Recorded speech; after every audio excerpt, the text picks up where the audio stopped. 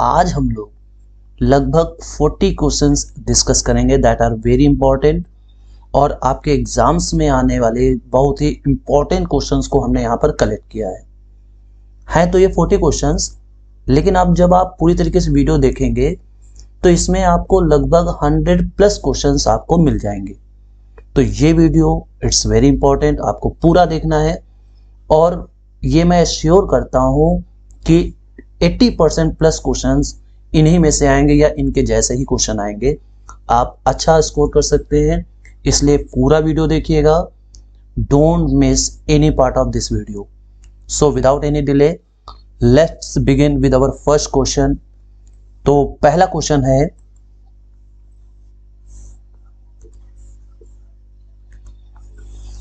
कहा गया है कि which of the following is not correct, इनमें से कौन सा करेक्ट नहीं है। जैसे light is a electromagnetic wave, बिल्कुल है, इलेक्ट्रोमैग्नेटिक वेव है, इसीलिए it do not require any medium, इसको मीडियम की जरूरत नहीं पड़ती।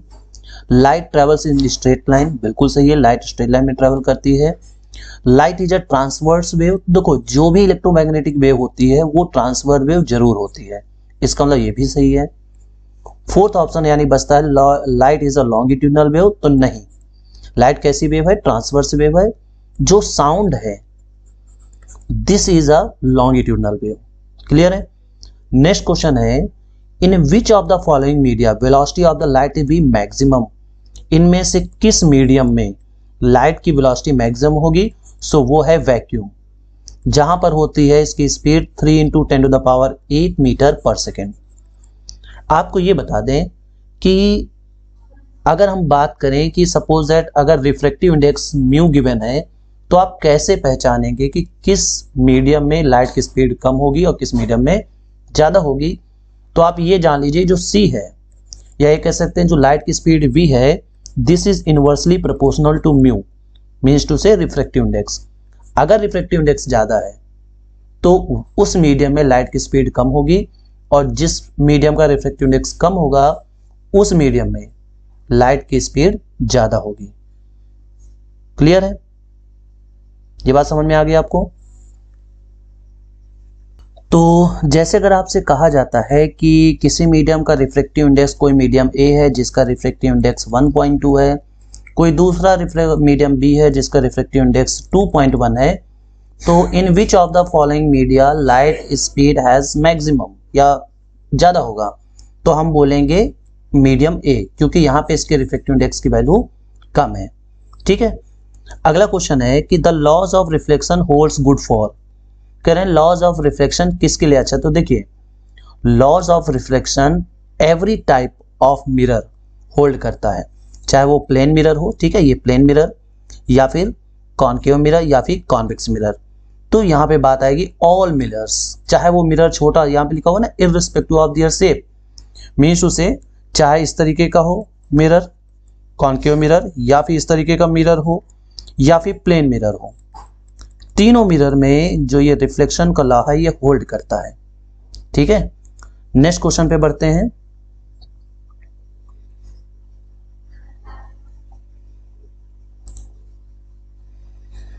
अगला क्वेश्चन देखिए है क्वेश्चन नंबर 4। इसमें कहा गया है कि the focal length of the plane mirror is, तो देखिए प्लेन मिरर की फोकल लेंथ हो वो भी इनफाइनाइट, रेडियस ऑफ कर्वेचर हो वो भी infinite.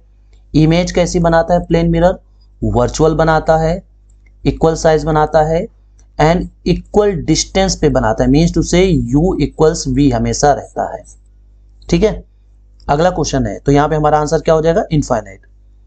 An object is placed at a distance of 10 centimetre in front of a plane mirror, कहां पे रखा गया है, प्लेन मिरर पे रखा गया है। Then the distance of image from the mirror will be, तो इमेज की डिस्टेंस क्या होगी। तो अभी हमने बताया कि जितनी दूरी पर ऑब्जेक्ट रखा जाएगा उतनी ही दूरी पर उसकी इमेज बनेगी। तो ऑब्जेक्ट कहां रखा गया है, 10 सेंटीमीटर पर, तो इमेज भी कहां बनेगी, 10 सेंटीमीटर पर।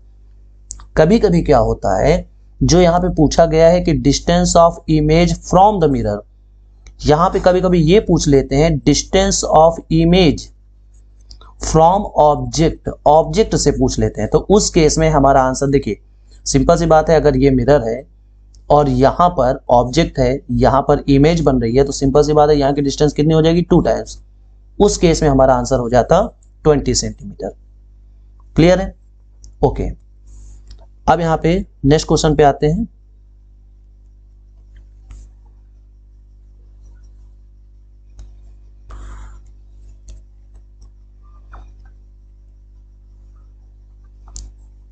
अगला क्वेश्चन है,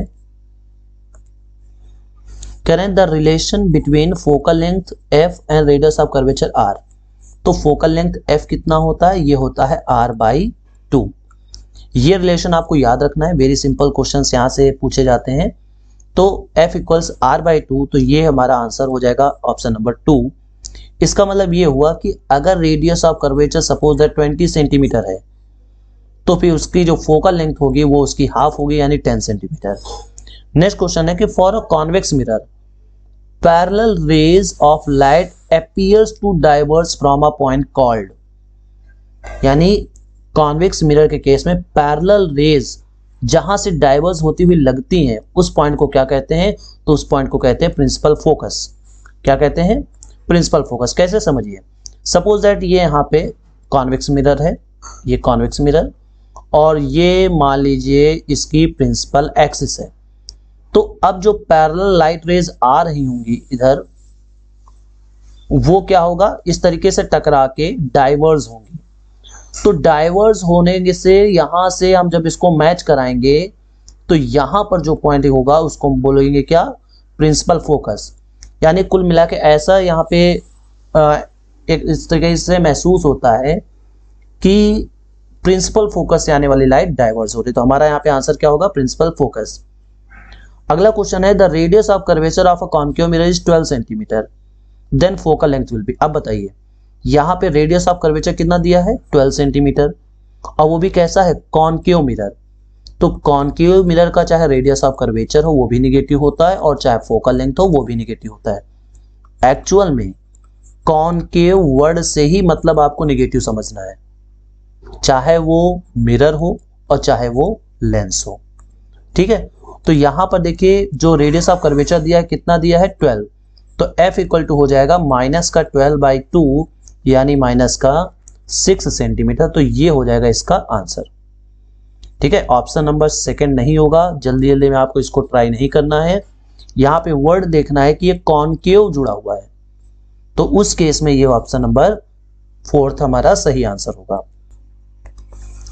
तो देखिए अगला क्वेश्चन है कि for a diminished image which of the following is correct. तो इसको आप मोस्ट इंपॉर्टेंट पे मार्क करिए, क्योंकि इस क्वेश्चन के थ्रू हम लोग और भी कई सारे टाइप्स के क्वेश्चंस को पढ़ेंगे। सबसे पहले m इक्वल्स 1, तो m इक्वल्स 1 का मतलब क्या है, तो m इक्वल्स 1 का मतलब होता है सेम साइज। m इक्वल्स 1 का मतलब होता है same size. m greater than 1, तो इसका मतलब होता है large size. m greater than 1 मतलब लार्ज। अभी यहां पर मैं रियल या वर्चुअल की बात नहीं कर रहा हूं, अभी यहां पे हम बात करें केवल साइज की, जो कि इस पे कहा गया है डिमिनिश। तो डिमिनिश का मतलब होता है स्मॉल। ठीक, उसके बाद थर्ड ऑप्शन है m equals 0। This is not possible, ऐसा पॉसिबल नहीं है कि बिल्कुल इमेज बने ही ना। ठीक है, वर्चुअल बन सकता है, रियल बन सकता है, ये हो सकता है कि स्क्रीन पर ना बने, जैसे कि वर्चुअल इमेजेस जो होती हैं वो स्क्रीन पे नहीं बनती। अगला है यहाँ पे m लेस देन 0। देखिए m लेस देन 0 का मतलब ये हुआ, ये ऑप्शन को हम सही मान सकते हैं। ठीक है, m लेस देन 0, लेकिन यहाँ पे और भी एक चीज इंक्लूड होनी चाहिए, -1 ग्रेटर देन। ठीक है, -1 से बड़ा होना चाहिए, -1 से ज्यादा और 0 से कम। उस केस में ये डिमिनिश इमेज फॉर्म करेगा, तो उस केस में ये हमारा आंसर हो सकता है। ठीक, अगला क्वेश्चन है, a ray of light travelling from air enters a liquid at an angle 45 degree with the normal if the corresponding angles of refraction is 30 degree. तो कह रहे हैं कि refractive index of liquid with respect to air is. अब ध्यान समझिए, यहाँ पे जो एंगल ऑफ इंसिडेंस दिया हुआ है वो दिया हुआ है 45 डिग्री, और जो एंगल ऑफ रिफ्रैक्शन दिया हुआ है वो दिया है 30 डिग्री, और यहाँ पे पूछा है म्यू के बारे में। तो यहाँ पर जब हमें म्यू फाइंड करना होगा तो स्नेल लॉ लगाएंगे, sine i upon sine r. Sine i की value sine 45 degree upon sine 30 degree. Sine 45 की वैल्यू 1/√2 और साइन 30 डिग्री की वैल्यू 1/2, तो यहाँ से आ जाएगा 2/√2, दैट मीन्स √2, और √2 की वैल्यू कितनी होती है 1.414, तो ये हमारा आंसर हो जाएगा 1.41। ठीक है, this will be the correct answer. अगला क्वेश्चन है कि the velocity of light in air is 3 × 10 to the power 8 while its velocity in a medium is 1.8 × 10 to the power 8 meter per second। ठीक है, then refractive index of this medium is, तो इस medium का refractive index बताएं। तो देखिए ध्यान से समझिएगा, जब भी हमें रिफ्रेक्टिव इंडेक्स निकालना होता है तो ये होता है C/B, या ये कह सकते हैं किसी भी मीडियम में लाइट की स्पीड बतानी होती है तो V = C/μ।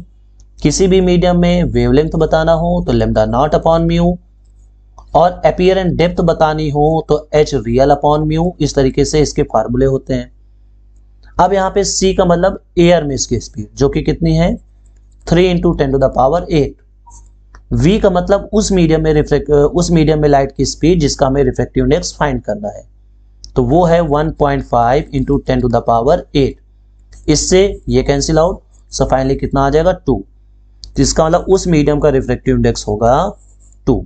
This will be the right answer. कभी कभी ये भी कह सकते हैं कि उस मीडियम में लाइट की स्पीड बताओ, तो उस केस में हम लोग ये वाला फार्मूला लगा लेंगे।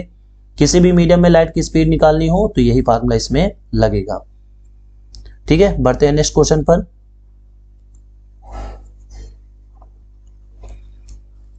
अगला क्वेश्चन है a light ray enters from medium A to medium B as shown in figure, the refractive index of medium B relative to medium A will be। अब देखिए ध्यान से समझिए, यहां पर मीडियम A से, ये मीडियम A है, यहां से लाइट मीडियम B पे जा रही है।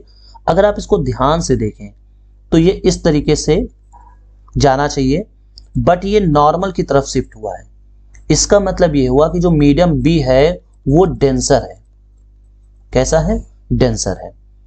अच्छा, यहाँ पे ये वाला जो एंगल होगा ये होगा R, और जो ये वाला एंगल होगा, सॉरी ये वाला एंगल जो होगा ये होगा I। तो यहाँ साफ साफ दिख रहा है कि I is greater than R। तो अगर हम यहाँ पे बात करें साइन I, तो sine I is greater than sine R। That means sine I upon sine R is greater than 1, और ये किसके इक्वल होता है? ये म्यू के इक्वल होता है। और यहाँ पे किसके रिस्पेक्ट में? तो refractive index of B with respect to A. ठीक है, ये जो हमें यहाँ से रिफ्रेक्टिव इंडेक्स निकला है वो निकला है refractive index of medium B with respect to medium A. अच्छा, यही ये फाइंड करने के लिए भी कह रहे थे, तो आंसर क्या आया?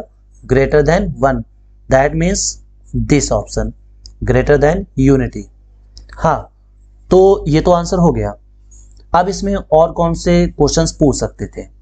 सबसे पहली चीज पूछ सकते थे कि which of the following media is denser, इनमें से कौन सा मीडिया डेंसर है। तो हमें यह ध्यान रखना है कि देखिए लाइट इधर जाना चाहिए, और लाइट नॉर्मल की तरफ कब बेंड होती है? जब वो डेंसर मीडियम में एंटर करती है। इसका मतलब यह है कि मीडियम बी जो है वो डेंसर है, और मीडियम ए जो है वो रेयरर है।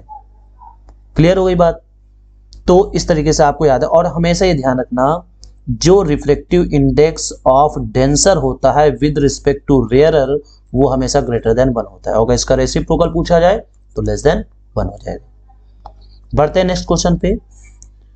No refraction of light occurs if the light ray hits the boundary of interface, ठीक है, of the media at an 90 degree. ठीक है, अगर 90 डिग्री पे हिट करती है, अब 90 डिग्री यहाँ पे किससे 90 डिग्री बनाना है? From the surface. किससे? सरफेस से 90 डिग्री। तो कह रहे हैं कि कोई भी रिफ्रैक्शन नहीं होता। रिफ्रैक्शन क्या होता है पहले तो ये समझो। जो ये लाइट बेंड हो रहा है ना, इसी को बोला जाता है रिफ्रैक्शन। तो इनके हिसाब से अगर 90 डिग्री पे कोई लाइट इंसिडेंट होगी तो वो बेंड अपने पथ से डिफ्लेक्ट नहीं होंगे। तो चलिए देखते हैं। अगर बताइए यहाँ पे इस तरीके से लाइट इंसिडेंट होती तो उस केस में बताओ ये सीधे निकल जाती। उस केस में क्या होता, बिल्कुल सीधे निकल जाती, यानी उसका रिफ्लेक्शन यहां पर ना होता। तो इसका मतलब ये बिल्कुल बात सही कही गई है। ठीक, इसका प्लेन से तो 90 डिग्री बन रहा है, बट अगर इसका नॉर्मल से एंगल देखा जाता तो नॉर्मल से एंगल 0 डिग्री है, एंगल ऑफ इंसिडेंस भी 0 डिग्री है और एंगल ऑफ रिफ्लेक्शन भी 0 डिग्री है। और यही वो वैल्यू है एंगल ऑफ इंसिडेंस, मतलब ये आप बोल सकते हो कि ये वो वैल्यू है जिस पर एंगल ऑफ इंसिडेंस और एंगल ऑफ रिफ्रैक्शन सेम हो जाते हैं। तो इस यहाँ पे आंसर क्या आएगा, यहाँ पे आंसर ट्रू। अगला क्वेश्चन, इसको मोस्ट इंपॉर्टेंट मानिएगा, मोस्ट इंपॉर्टेंट। कह रहे हैं identify the optical instrument inside the box. इस बॉक्स में कौन सा ऑप्टिकल इंस्ट्रूमेंट है, इसको हमें यहां पहचानना है। तो देखिए लाइट यहां से आ रही है, उसके बाद ये लाइट देखिए यहां से नहीं पास हुई, इधर आ गई, इधर से लाइट जा रही है। इसका मतलब ये हुआ कि यहां पे लाइट का लेटरल डिस्प्लेसमेंट हो रहा है, लेटरल डिस्प्लेसमेंट हो रहा है। तो ये कब होता है, जब वो ऑप्टिकल इंस्ट्रूमेंट स्लैब हो। इसका मतलब ये जो optical instrument inside the box है वो क्या है, स्लैब है। ठीक, अलग अलग तरीके के क्वेश्चंस और हम लोग यहां पे डिस्कस करेंगे, समझिएगा। अगर सपोज है जैसे ये लाइट यहां पे आई और लाइट इस तरीके से चली जाती, डाइवर्ज हो जाती, ठीक है, तो फिर हम कहते हैं कि इसके अंदर है कॉनकेव लेंस, इसके अंदर है कॉनकेव लेंस। लेकिन अगर सपोज लाइट इस तरीके से कन्वर्ज हो जाती तो फिर इसके अंदर हो जाता कॉन्वेक्स लेंस। क्लियर हो गई बात। हाँ, उसके बाद अगर मान लीजिए ये लाइट इस तरीके से आती, कन्वर्ज होती दिस वे, मतलब ये लाइट इधर आके इधर and this light this from this, तो उस केस में यहां पे बन जाता कॉनकेव मिरर। कॉनकेव मिरर, देखिए एक बात ये ध्यान से समझ लीजिए, अगर हम कन्वर्जिंग मिरर की बात करें, कन्वर्जिंग मिरर की बात करें तो वो होता है कॉनकेव। लेकिन अगर हम कन्वर्जिंग लेंस की बात करें तो वो होता है कॉन्वेक्स एंड वाइस वर्सा। और इसका बिल्कुल डाइवर्जिंग के लिए भी ऐसे इस्तेमाल कर सकते हैं, मतलब डाइवर्जिंग मिरर बोलते हैं तो हो जाता कॉन्वेक्स, और डाइवर्जिंग लेंस बोलते हैं तो हो जाता कॉनकेव। ठीक है, ओके, तो ये हो गया। उसके बाद अब अगर मान लीजिए लाइट जिस रास्ते से गई है, ठीक है, let me change the colour, तो अगर जिस रास्ते से गई है अगर उसी रास्ते से वापस आ जाती तो उस केस में ये बन जाता प्लेन मिरर।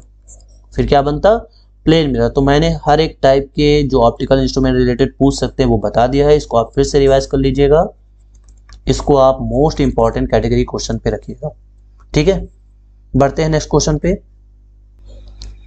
तो देखिए अगला क्वेश्चन है कि इफ अ रे of light passes from denser to rarer, the angle of refraction will be less than angle of incidence। देखिए कहां से कहां जा रहा है, डेंसर से रेयरर में जा रहा है, डेंसर से रेयरर में। तो समझिए सपोज दैट ये सरफेस है, इसके ऊपर डेंसर मीडियम है, इसके नीचे रेयरर मीडियम है।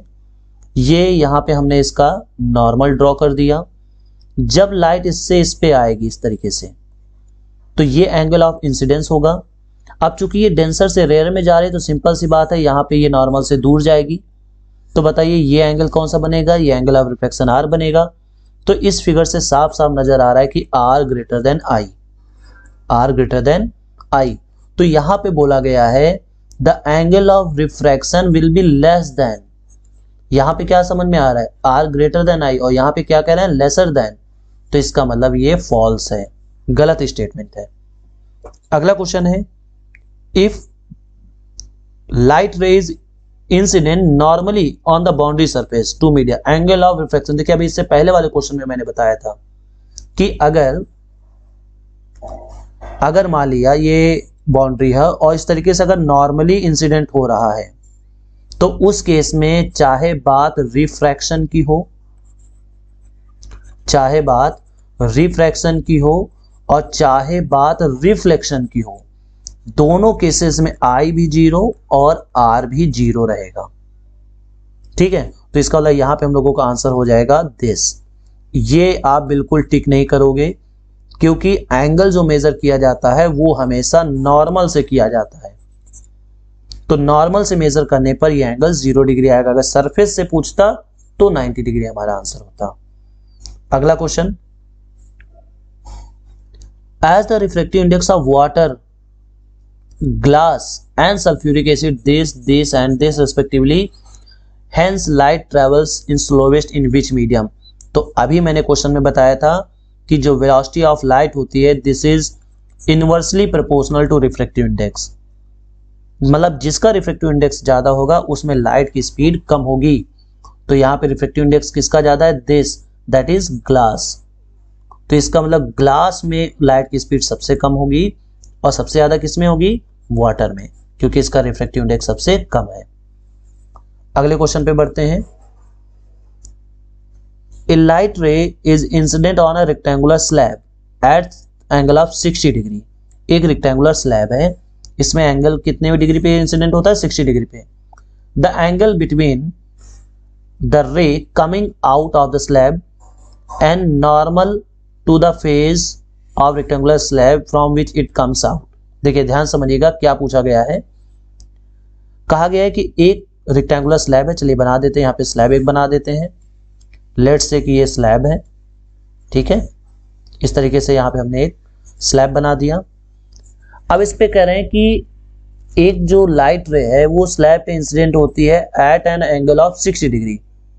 तो सपोज दैट ये नॉर्मल है और यहां से इस तरीके से 60 डिग्री पे इंसिडेंट हो रही है।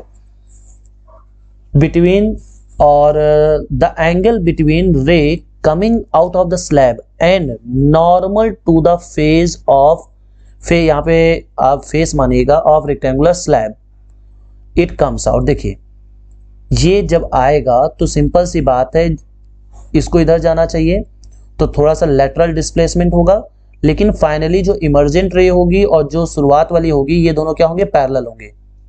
इसका मतलब ये हुआ कि नॉर्मल से जैसे ये एंगल 60 डिग्री है वैसे ये भी एंगल क्या बनेगा, 60 डिग्री ही बनेगा, तभी ये लाइट रे इसके पैरेलल जाएगी। तो हमारा आंसर हो जाएगा 60 डिग्री। हम लोग ये नहीं करेंगे, ठीक है,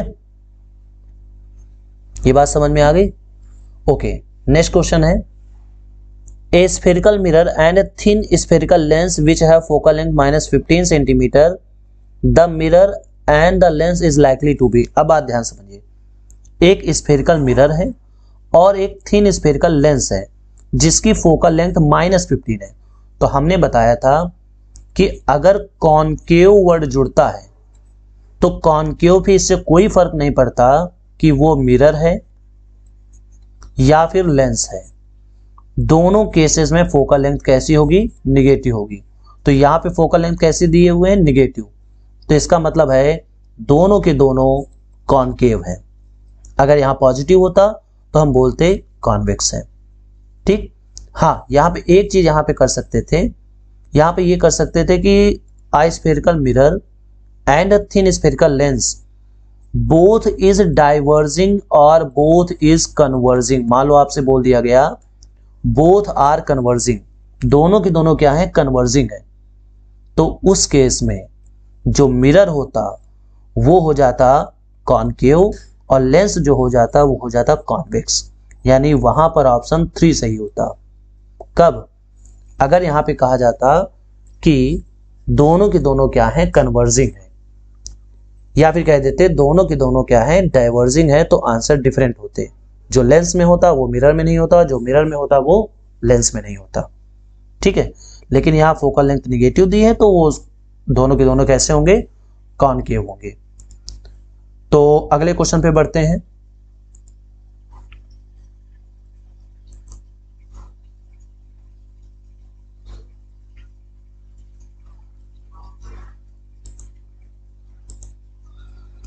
अगला क्वेश्चन है, the nature of image formed by concave lens is always real and erect. देखिए यहां पे ये बात कही गई है कि कॉनकेव मिरर जो इमेज बनाता है वो हमेशा ऑलवेज, समझिएगा ध्यान से, ऑलवेज रियल एंड इरेक्ट। तो पहली बात तो आप ये समझ लीजिए कि जो रियल होता है वो इरेक्ट नहीं होता, ठीक है। और ये कैसा होता है, इन्वर्टेड होता है। जो रियल इमेज होती है वो कैसी होती है, इन्वर्टेड होती है, यानी पूरी तरीके से गलत है। पार्शली ट्रू या फॉल्स नहीं कहेंगे। अब पार्शली ट्रू या फॉल्स कब कहेंगे वो भी आप समझ लो। अगर आप इसे बोला जाता the nature of the image formed by concave lens is virtual, यहां पे आपसे बोल देते वर्चुअल, ठीक है, वर्चुअल एंड इरेक्ट, तो फिर ये पूरी तरीके से सही हो जाता।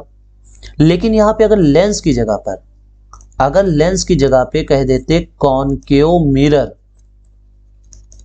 कॉनकेव मिरर और यहां पे वर्ड जोड़ते रियल, या फिर कह सकते रियल एंड इन्वर्टेड, तो फिर ये पार्शली ट्रू और फॉल्स भी हो सकता है। मतलब ये कहने का है कि यहां पर जो इमेज बनती है वो हर एक टाइप की बनती है, मतलब रियल भी बनती है, वर्चुअल भी बनती है, इरेक्ट भी बनती है, इन्वर्टेड भी बनती है, स्मॉल भी बनती है, लार्ज बनती है, इक्वल भी बनती है। तो उस हिसाब से यहाँ पे हमें मैनेज करना पड़ेगा।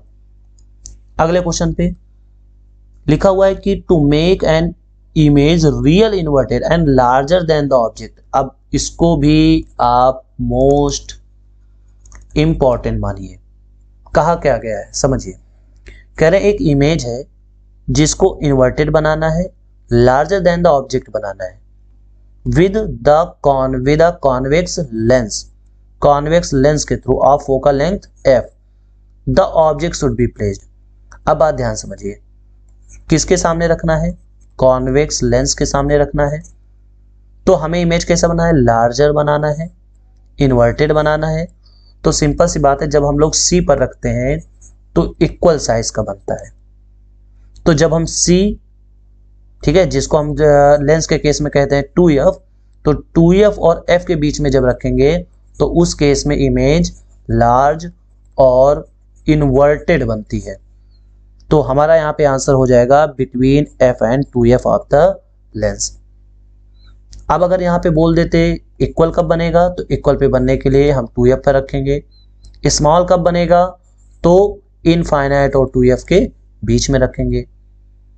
अगर यहाँ पे ये क्वेश्चन पूछ ले कि कॉन्वेक्स लेंस के केस में आपको इरेक्ट इमेज बनानी है, तो इरेक्ट इमेज के लिए केवल एक ही कंडीशन बनती है, वो है f और ऑप्टिकल सेंटर C के बीच में, ठीक। हालांकि यहां पे हम लोगों का आंसर क्या हो जाएगा, ऑप्शन नंबर 3। नेक्स्ट क्वेश्चन पे अगला क्वेश्चन है, विच of the following can make parallel beam of light when light from a point source is incident on it. समझिए, कह रहे हैं इनमें से कौन सा किसी पॉइंट सोर्स से आने वाली लाइट को पैरेलल बीम में कन्वर्ट कर सकता है। तो पैरेलल बीम में कौन कन्वर्ट कर सकता है, समझिए।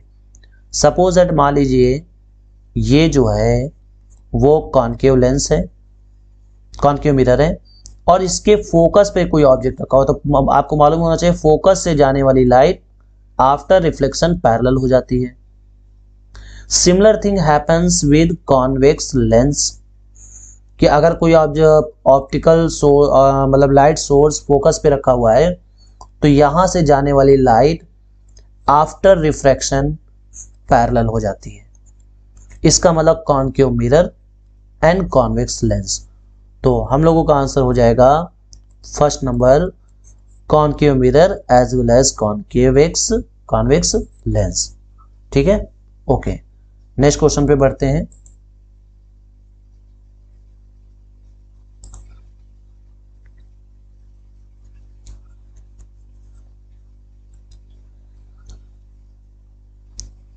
अगला क्वेश्चन है कि for which are the following image of an object placed infinity will be highly diminish and point size. देखिए इनफाइनाइट पे रखा गया है, तो इनफाइनाइट पे रखने पर कह रहे हैं हाईली डिमिनिश्ड पॉइंट साइज, कह रहे हैं convex mirror, concave mirror, convex lens, और यहाँ पे चारों ऑप्शन दिए हुए हैं concave mirror, convex mirror, concave lens and convex lens. तो ये ऑप्शन हम लोगों का सही होगा, क्योंकि इन्होंने यहां पर केवल डिमिनिश की बात की है और कुछ भी नहीं कहा है कि वो इन्वर्टेड रहे, कि रियल रहे या फिर वर्चुअल रहे, ऐसा कोई भी कंडीशन यहाँ पे नहीं कहा है। तो हर एक मिरर और लेंस जो इमेज फॉर्म करता है इनफाइनाइट की कंडीशन में, वो हाईली डिमिनिश ही होता है। ठीक, next question, when a red light passes through a prism it will, अगर कोई रेड लाइट प्रिज्म में से पास होती है तो उसके साथ क्या होगा, समझिए। हमें पता है कि जब कोई व्हाइट लाइट किसी प्रिज्म में से पास होती है तो ये 7 कलर्स में स्प्लिट हो जाती है, जिसमें बेस की तरफ होता है वॉयलेट और टॉप की तरफ होता है रेड। लेकिन अगर ये व्हाइट कलर की बजाय कोई सिंगल कलर हो तो कुछ नहीं होगा, केवल डेविएट हो जाएगी। क्या हो जाएगी, डेविएट हो जाएगी। तो इसका मतलब ये हुआ कि नॉट स्प्लिट, वो स्प्लिट नहीं होगी। जो यहाँ पे लिखा हुआ है split into 7 colours, split into white colours, split into many different colours, so all options are incorrect except this. मतलब वो स्प्लिट नहीं होगी, क्या होगी, केवल डेविएट होगी। ठीक है, अगला क्वेश्चन है कि if a glass slab is placed over a, sorry यहाँ पे placed होना चाहिए, ठीक है, यहाँ पे placed है, over a page on which the word Vibgyor is printed, which letter is corresponding which color, then which of the following is correct। ठीक है, each letter in corresponding color, इसका मतलब ये हुआ, समझिए, जब एक ग्लास स्लैब लिया गया तो ग्लास स्लैब के नीचे जो विबग्योर लिखा गया है, इनको उनके रिस्पेक्टिव कलर के साथ लिखा गया। मतलब ये जैसे वॉयलेट है तो वॉयलेट कलर से लिखा गया, इंडिगो है इंडिगो कलर से लिखा गया, ब्लू है ब्लू कलर से लिखा गया, ग्रीन है ग्रीन कलर से लिखा गया। तो इस तरीके से इनके जो नेम है उनके रिस्पेक्टिव कलर के साथ लिखा गया है। तो कहने कि इनमें से कौन सा स्टेटमेंट सही है। तो देखिए इसको मैं थोड़ा सा स्क्रॉल कर लेता हूं। देखिए यहां पे क्या कहा गया, कौन से इनमें से स्टेटमेंट करेक्ट है। सबसे पहले, the image of all letters will be at the same place on the paper, दोनों के दोनों सेम प्लेस पर होंगे। V, letter V is raised more, letter R raised more, या नन ऑफ दिस। तो देखिए समझिएगा ध्यान से, सिंपल सी बात है, जिसके लिए रिफ्रैक्टिव इंडेक्स ज्यादा होगा वो ज्यादा रिफ्रैक्ट होगा। ठीक है, तो देखिए रिफ्रैक्टिव इंडेक्स किसके लिए ज्यादा होता है, इसके लिए आप यहां से समझ सकते हो, सबसे ज्यादा डेविएट कौन होता है, वॉयलेट। इसका मतलब यह हुआ कि जब यहां पे सारे कलर्स लिखे जाएंगे तो नॉर्मल से वॉयलेट सबसे ज्यादा डेविएट होगा। ठीक है, ये सबसे ज्यादा डेविएट होगा, इसका मतलब वॉयलेट कलर सबसे ज्यादा उठा हुआ दिखेगा। ठीक है, ये आपको ध्यान रखना है, वॉयलेट कलर के लिए रिफ्रैक्टिव इंडेक्स सबसे ज्यादा होता है, तो इसलिए वॉयलेट कलर सबसे ज्यादा ऊपर दिखेगा। ठीक है, क्योंकि अभी हमने बताया था कि एच एपियरेंट का मतलब होता है एच रियल अपॉन म्यू, और जिसके लिए म्यू ज्यादा होगा उसके लिए एच एपियरेंट। एच एपियरेंट क्या है, यहां से देखने पर जो डेप्थ महसूस होती है वो सबसे कम होगी, और जिसकी डेप्थ सबसे कम होगी वो सबसे ज्यादा ऊपर दिख रहा होगा। तो हमारे लिए आंसर क्या हो जाएगा, ऑप्शन नंबर 2। बढ़ते हैं नेक्स्ट क्वेश्चन पर।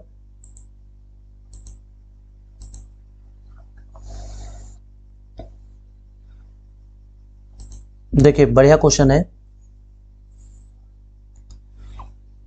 क्वेश्चन में कहा गया which are the following diagram is dispersion correctly. तो मैंने अभी बताया था कि जब भी डिस्पर्सन, पहले तो ये समझो डिस्पर्सन क्या होता है। तो जब भी व्हाइट लाइट किसी प्रिज्म में से पास होती है तो वो अपने 7 कलर्स में स्प्लिट हो जाती है। इसी फिनोमेना को बोला जाता है डिस्पर्सन। वो 7 कलर कौन से हैं, तो वो 7 कलर्स हैं VIBGYOR from bottom to top, यानी बॉटम में कौन सा कलर होना चाहिए, वायलेट, और टॉप में कौन सा कलर होना चाहिए, रेड। ठीक, तो देखिए यहाँ पे देखिए बॉटम में कौन सा कलर है, येलो, गलत है। यहाँ पे बॉटम में कौन सा कलर है, ग्रीन, गलत है। ठीक है, यहाँ पे टॉप में कौन सा कलर है, वायलेट, तो ये भी गलत है। इसका मतलब ये ऑप्शन इसका सही होगा। ठीक है, ये ऑप्शन इसका सही हो जाएगा। अगले क्वेश्चन पे बढ़ते हैं।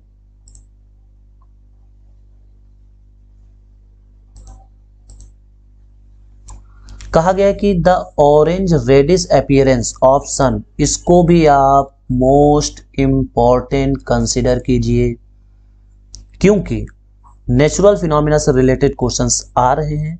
तो इसमें यही नहीं और भी तरह के क्वेश्चन पूछे जा सकते हैं, लेकिन मैं इसमें सारे क्वेश्चन जो भी रिलेटेड क्वेश्चंस हैं उनको भी यहाँ पे हम रिकॉल करेंगे, उनको फिर से याद करेंगे। The orange reddish appearance of the sun during sunrise and sunset is because of, यानी सनसेट और सनराइज के टाइम पर जो रेडिश कलर होता है वो इनमें से किस फिनोमिना की वजह से होता है, ये हमें बताना है। सबसे पहला डिस्पर्सन, तो अभी हमने बताया था डिस्पर्सन क्या होता है। डिस्पर्सन होता है split of white colours into their constituent colours, बिल्कुल नहीं। अगला है स्कैटरिंग, तो यही सही आंसर है, due to scattering of light, क्योंकि रेड कलर की स्कैटरिंग सबसे कम होती है, लीस्ट होती है, और वायलेट कलर की स्कैटरिंग सबसे ज्यादा होती है।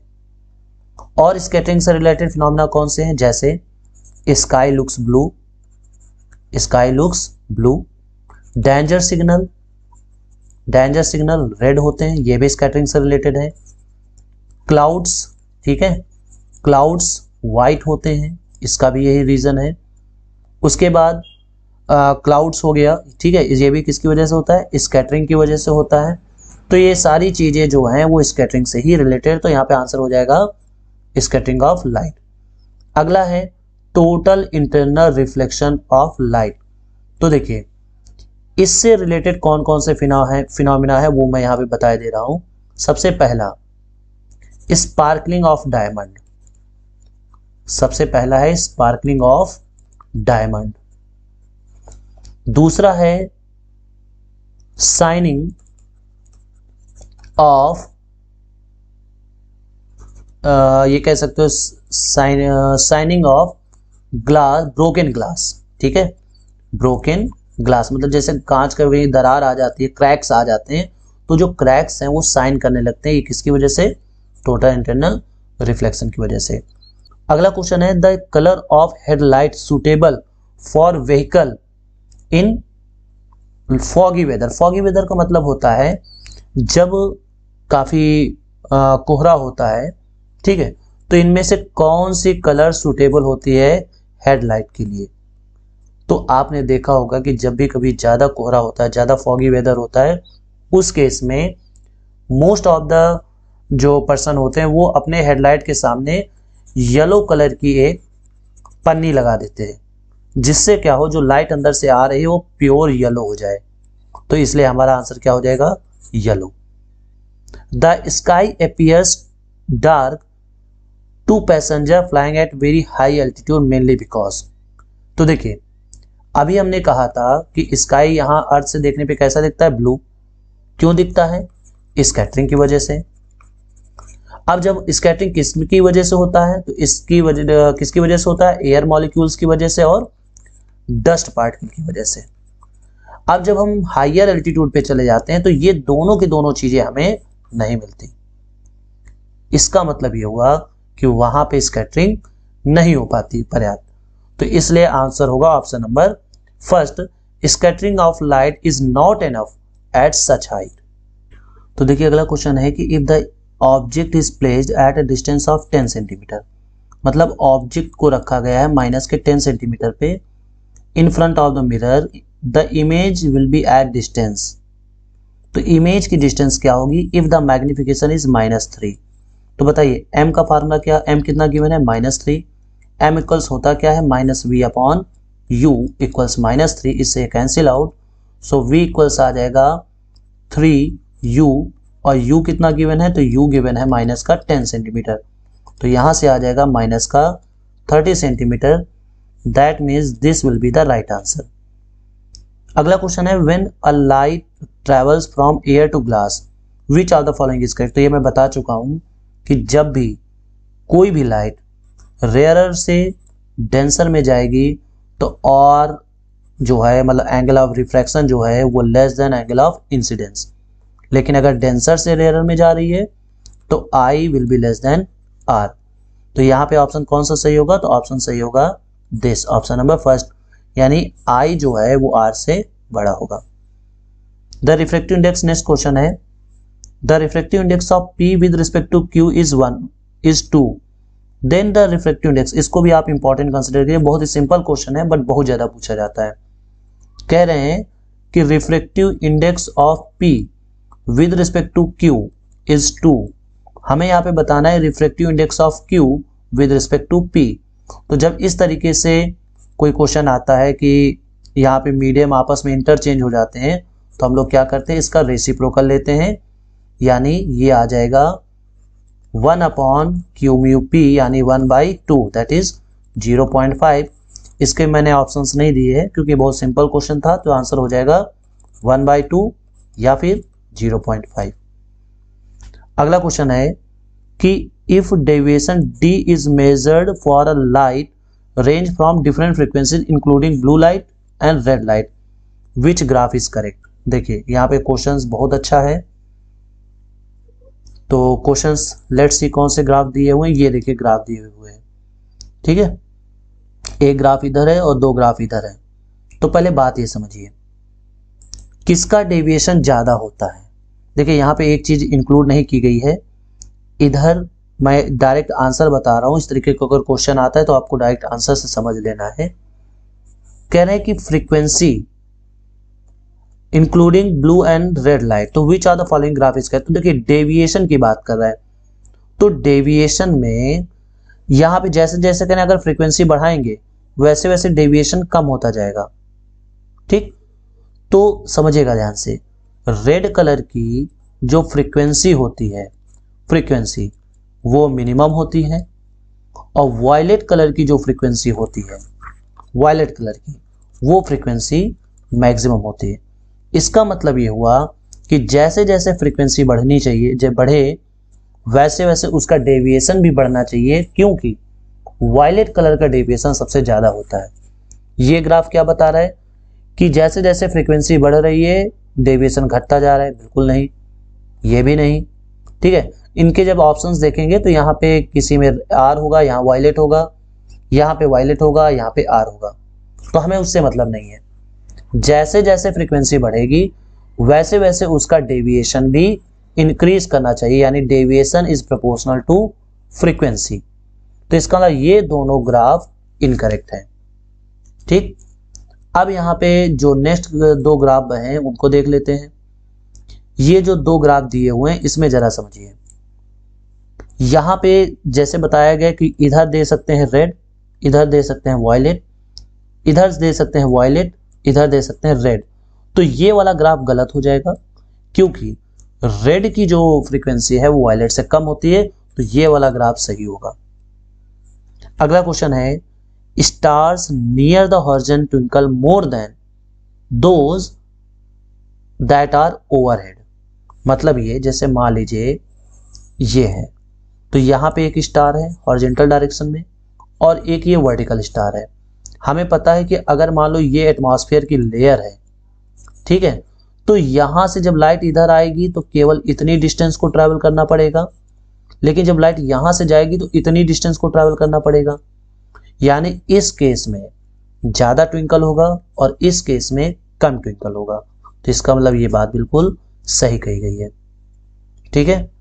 नेक्स्ट क्वेश्चन पे बढ़ते हैं। अगला क्वेश्चन है, कह रहे हैं कि due to atmospheric refraction the appearance length of the day.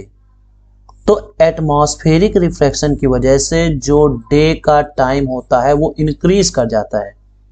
इसको आप एक एप्लीकेशन मान सकते हो, एप्लीकेशन ऑफ रिफ्रैक्शन पे। तो आंसर हो जाएगा इंक्रीज कर जाता है। कितना इंक्रीज कर जाता है, तो ओवरऑल 4 मिनट इंक्रीज कर जाता है लगभग, ठीक है। इसका मतलब ये जो एग्जाम्पल है वो अर्ली सनराइज, ठीक है, early sunrise and delay sunset, delay sunset का भी ये एग्जाम्पल है। किसके ये, अब देखो यहाँ पे हम लोग एटमॉस्फेरिक रिफ्रैक्शन के कुछ एग्जांपल्स देख लेते हैं। ठीक, एटमॉस्फेरिक रिफ्रैक्शन में सबसे पहले वो जो अभी हमने बताया था, सॉरी वो मिरेज वाला जो ऑप्शन था वो सही नहीं है। मिरेज एटमॉस्फेरिक रिफ्रैक्शन की वजह से, ठीक, एटमॉस्फेयर के रिफ्रैक्शन की वजह से। उसके बाद ट्विंकलिंग ऑफ स्टार्स जो यहाँ पे दिया हुआ है, twinkling of stars, early sunrise delay sunset, ठीक है, ये कुछ चीजें होती हैं। और हाँ, यहाँ पे जैसे मान लो सपोज यहाँ पे कोई लिक्विड है और इससे ये बेंट है, तो उस केस में ये भी किसकी वजह से होता है, रिफ्रैक्शन की वजह से होता है। आगे लिखा when light travels from hot air to cold air then it bends. बताइए, जो हॉट एयर होता है इसकी डेंसिटी कम होती है, डेंसिटी कम होती है, और जो कोल्ड एयर होता है इसकी डेंसिटी ज्यादा होती है। इसका मतलब ये ऑप्टिकली डेंसर माना जाएगा और ये ऑप्टिकली रेयरर माना जाएगा। तो यहां से मतलब ये आया कि ये जो लाइट रे है वो रेयरर से डेंसर की तरफ जा रही है। इसका मतलब किधर जाएगी, टुवर्ड्स द नॉर्मल। अगला क्वेश्चन है two thin lenses of power 3D minus 2D and phase are in contact, तो करें power and focal length of the lens of the combination. तो देखिए पावर ऑफ द कॉम्बिनेशन होता है P1 plus P2, तो यहां से प्लस का 3D minus 2D that is D 1D। उसके बाद इन्होंने फोकल लेंथ पूछी है, तो F इक्वल टू होता है 100/P, तो यहां से आ जाएगा 100/1 दैट इज 100 सेंटीमीटर। अब अगर यहाँ पे ये भी पूछ सकते थे कि जो कंबाइंड लेंस है वो कॉन्वेक्स की तरह बिहेव करेगा कि कॉनकेव की तरह बिहेव करेगा, तो हम यहां पर देख रहे हैं कि फोकल लेंथ पॉजिटिव आई है, इसका मतलब ये कॉन्वेक्स लेंस है। ठीक,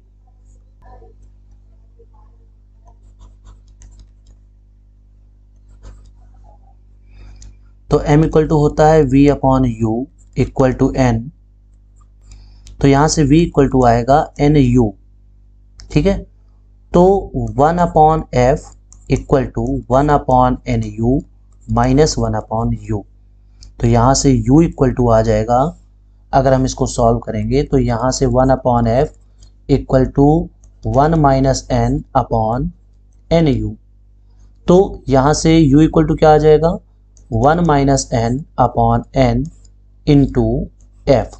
तो यहाँ पे F की वैल्यू क्या रखेंगे, F की वैल्यू हम लोग यहाँ पे रखेंगे निगेटिव, ठीक है। F की वैल्यू जब यहाँ निगेटिव रखेंगे तो बताइए यहाँ पे निगेटिव आएगा, ये निगेटिव जब अंदर मल्टीप्लाई होगा तो आएगा n माइनस 1, तो यहाँ पे n की वैल्यू, ये की वैल्यू रखेंगे और यहाँ फोकल लेंथ क्या रखेंगे, निगेटिव, तो यहाँ आंसर U निगेटिव में आ जाएगा, तो इसका सही आंसर हो जाएगा दिस। अगला क्वेश्चन है consider the properties of virtual images, it can not be projected on screen, बिल्कुल सही है। Are found by both concave and convex lenses, गलत। कॉनकेव लेंस के थ्रू वर्चुअल इमेज बनती है, कॉन्वेक्स लेंस के थ्रू नहीं। हाँ, एक कंडीशन बनती है, ठीक है, इसका तो ये भी सही है, एक कंडीशन में वर्चुअल इमेज भी बनती है। इट इज ऑलवेज इरेक्ट, बिल्कुल सही है, ये भी सही है।